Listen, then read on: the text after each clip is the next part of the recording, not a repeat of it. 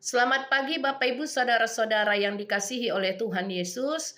Senang sekali saya bisa lagi menjumpai kita semua pada pagi hari ini dan bersama-sama bersekutu untuk mendengarkan firman Tuhan. Karena itu Bapak Ibu saudara-saudara, sebelum kita mendengar firman Tuhan, mari terlebih dahulu kita berdoa. Bapa di surga, segala puji syukur, hormat kami kepadamu Tuhan. Karena Tuhan adalah Tuhan yang menciptakan kami, yang memberkati dan yang setia menyertai setiap umatnya. Terima kasih Tuhan Yesus, kalau pada pagi hari ini juga kami diberi nafas kehidupan yang baru, dapat menikmati udara yang cerah, udara yang segar, pagi yang indah, dan kami akan mendengarkan firman Tuhan.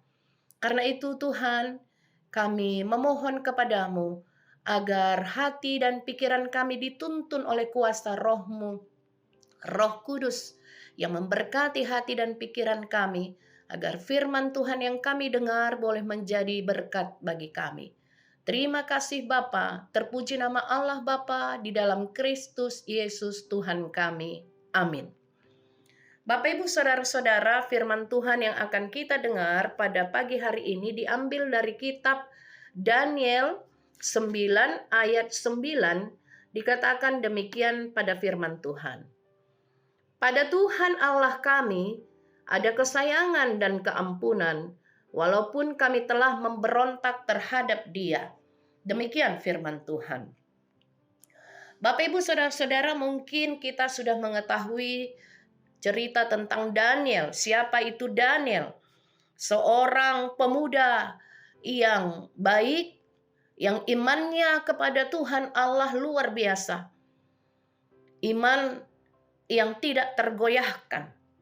Sehingga rela mengorbankan nyawanya sekalipun untuk mempertahankan imannya kepada Tuhan Allah. Ketika Daniel disuruh untuk menyembah patung atau menyembah Nebukadnezar Raja Babel, dia tidak bersedia. Maka resikonya dia akan dimasukkan ke dalam kuali, menghadapi binatang buas, tetapi di sebuah kandang, tetapi dia tidak goyah imannya. Dia seorang yang memiliki integritas, yang kita tahu bahwa integritas itu berasal dari kata integer, yang berarti utuh, tidak terbelah. Seseorang yang berintegritas dalam relasinya dengan Tuhan, dengan sesama memiliki ketulusan dan kemurnian hati. Seperti yang Paulus pernah katakan juga, inilah yang kami megahkan, yaitu bahwa suara hati kami memberi kesaksian kepada kami bahwa hidup kami di dunia ini, khususnya dalam hubungan kami dengan kamu, dikuasai oleh ketulusan dan kemurnian dari Allah, bukan oleh hikmat duniawi, tetapi oleh kekuatan kasih karunia Allah dalam 2 Korintus 1 ayat 12. Karena itu, ketika Daniel ikut serta dibuang ke Babel, di mana pembuangan ke Babel itu sebagai sebuah hukuman yang diberikan Tuhan Allah kepada bangsa Israel yang telah memberontak kepada Tuhan Allah dengan membuat patung berhala, membuat bukit-bukit menjadi tempat perdukunan, tenung, sihir, kemudian mereka menumpahkan darah orang yang tidak bersalah akibat tidak lagi mengenal Tuhan Allahnya, memberontak terhadap Tuhan Allah, sehingga tidak lagi memiliki hati nurani karena percaya kepada dewa-dewa Baal, kepada Baal. Lalu mereka menumpahkan darah orang yang tidak bersalah, yaitu para janda dan yatim piatu, kemudian berbuat curang dan sebagainya, sehingga Allah menghukum bangsa itu. Dan salah satu yang ikut dalam pembuangan ke Babel adalah Daniel. Walaupun Daniel adalah orang yang beriman sungguh kepada Allah dan yang melakukan firman Tuhan, tetapi apa boleh buat, dosa bangsa itu adalah dosa kolektif. Tidak bisa Daniel dipisahkan dari bangsanya, walaupun dia sebagai orang yang benar. Tetapi karena bangsa itu telah berdosa, maka dia ikut menjadi korban. Itu sebabnya ada istilah ya, Bapak Ibu Saudara-saudara, rusak susu sebelanga karena setitik air tuba. Nah, karena itu Daniel ikut di dalam pembuangan ke Babel. Tetapi walaupun dia ikut dalam pembuangan ke Babel, Daniel tidak menyalahkan Tuhan Allah. Dia begitu mengasihi Tuhan Allah. Sehingga dia berkata, pada Tuhan Allah kami ada kesayangan dan keampunan, walaupun kami telah memberontak terhadap Dia. Daniel menyadari kesalahan bangsanya. Daniel mengakui pemberontakan bangsa Israel yang dilakukan oleh bangsa itu kepada Tuhan Allah. Karena itu Daniel menerima dengan lapang dada bahwa mereka dibuang ke Babel. Tetapi di satu sisi, Daniel sangat menyadari bahwa Tuhan Allah yang dia puji dan sembah itu akan mengampuni Israel. Dan dia meyakini bahwa Tuhan Allah memiliki belas kasihan dan mengasihi bangsa itu. Itu dia yakini betul, Bapak Ibu Saudara-saudara. Itu sebabnya dia mengatakan pada Tuhan Allah kami ada kesayangan dan keampunan. Dan apa yang dikatakan oleh Daniel itu benar. Karena itu Bapak Ibu Saudara-saudara, kita bisa mencontoh sikap Daniel bahwa sekalipun datang di dalam kehidupan kita hukuman Allah, tentu kita harus memiliki lapang hati. Yang mungkin itu sebagai hukuman kepada kita. Tetapi seringkali orang tidak menyadari kesalahan dan dosa-dosa yang diperbuatnya kepada Tuhan Allah.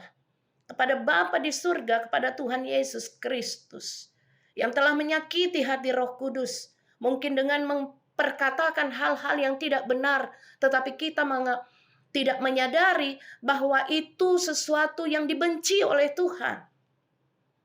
Bapak Ibu Saudara-saudara, Daniel menerima dengan lapang hati hukuman yang diterima oleh bangsa itu, yang dijatuhkan oleh Tuhan Allah. Walaupun dia sendiri adalah orang yang benar, orang yang dikasihi oleh Tuhan, karena dia sebagai orang yang betul-betul mengasihi dan berkeyakinan teguh dalam iman percayanya kepada Allah.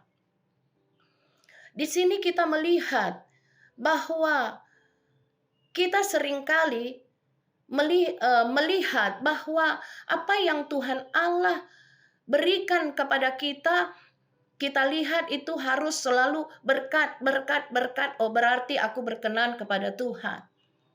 Benar mungkin begitu Bapak Ibu Saudara-saudara, tetapi apabila datang kepada kita seperti apa yang dialami oleh Ayub misalnya, apakah Ayub bersalah? Ternyata tidak.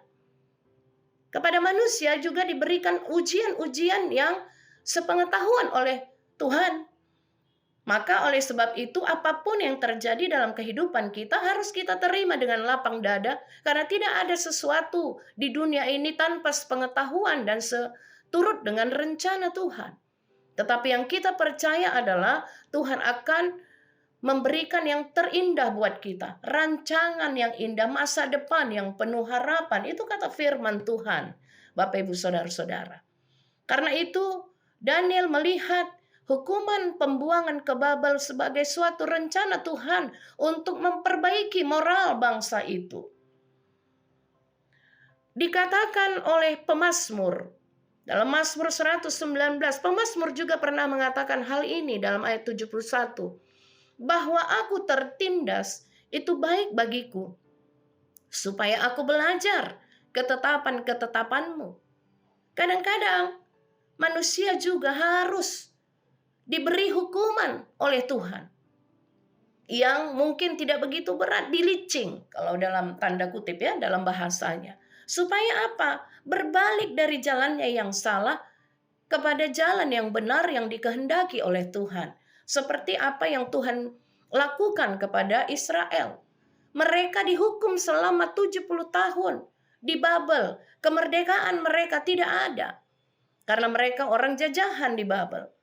Lalu kemudian ketika mereka sudah menyadari seluruh dosa-dosa mereka, pemberontakan mereka kepada Allah, merataplah mereka, menangislah mereka, merasa Tuhan Allah sudah meninggalkan mereka, sehingga mereka berbalik hatinya dan bertobat. Kadang-kadang penderitaan adalah alat di tangan Tuhan untuk membawa kita kembali pada jalan kebenaran. Dulu mungkin kita menyimpang dari jalan yang Tuhan tetapkan. Akhirnya mungkin kita mengalami penderitaan yang membuat kita kembali ke jalan yang benar. Sejarah menjadi bukti, Bapak Ibu Saudara-saudara, betapa banyak orang bertobat setelah mencapai titik terendah dalam hidupnya. Memang tidak semua penderitaan diakibatkan oleh dosa yang kita perbuat. Seperti saya katakan tadi, seperti Ayub yang memang diizinkan oleh Tuhan Allah perbuatan penderitaan, maksud saya datang dalam hidupnya. Ada penderitaan yang diakibatkan oleh kejahatan orang lain. Yusuf salah satu contohnya. Ia menderita karena iri hati kakaknya. Ada pula penderitaan yang disebabkan oleh bencana alam atau pemerintah yang bobrok. Penderitaan yang dialami oleh bangsa Israel karena hukuman Tuhan Allah kepada mereka. Jadi berbagai-bagai penderitaan. Tetapi seperti yang dikatakan oleh Daniel bahwa ada kesayangan dan keampunan dari Tuhan bagi mereka dan bagi kita semua umat Tuhan. Karena itu mari selalu mengasihi Tuhan, mempercayai bahwa di tangan Tuhan kita selamat, kita dipelihara, dijaga, dibimbing asal kita sungguh percaya di dalam iman yang teguh kepada Tuhan Allah, di dalam Kristus Yesus Tuhan kita. Amin. Kita berdoa. Bapa di surga, terima kasih untuk firman Tuhan yang boleh kami dengar pada hari ini. Biar kami dapat bersikap seperti Daniel yang teguh beriman kepada Tuhan Allah. Walaupun ada hukuman yang datang kepada bangsanya, tapi dia sungguh percaya Tuhan Allah yang dia puja dan sembah adalah Tuhan yang mengasihi dan beri keampunan. Seperti itu jugalah kami Tuhan. Tuhan Allah yang sama dan tidak pernah berubah, yang mengasihi umatnya dalam kesetiaannya ketika umatnya sungguh percaya dan mengasihi Tuhan Allah di dalam Kristus Yesus dengan setia, mengasihi dengan sungguh. Terima kasih untuk segala berkat Tuhan kepada kami dan penyertaan Tuhan kepada kami. Terpuji nama Allah Bapa di dalam Kristus Yesus Tuhan kami kekal selama-lamanya. Amin.